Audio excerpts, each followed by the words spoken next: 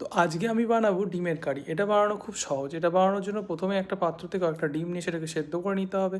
সেদ্ধ করার পর একটা মিক্সির জারে কাটা আদা, রসুন, পেঁয়াজ আর সব রকম মশলা, যেমন জিরে গুঁড়ো, ধনে গুঁড়ো, গোলমরিচের গুঁড়ো, তারপরে নুন, এগুলো দিয়ে হলুদ, এগুলো দিয়ে ভালো করে পেস্ট করে নিতে হবে। পেস্ট করার পর যে ডিমগুলো সেদ্ধ হয়ে গেছিলো সেই ডিমগুলো ভালো করে ছাড়িয়ে নিতে হবে।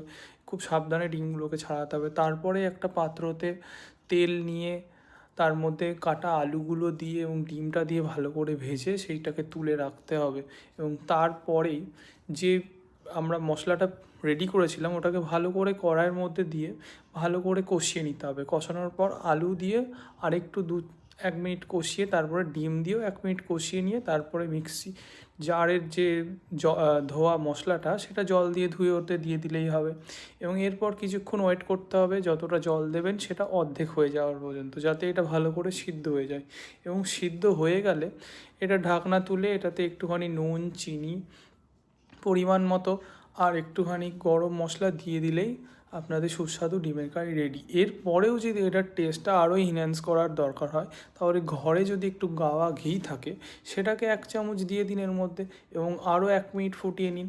তাহলেই আপনাদের সুস্বাদু হেলদি অ্যান্ড টেস্টি ডিমের কারি রেডি হয়ে যাবে।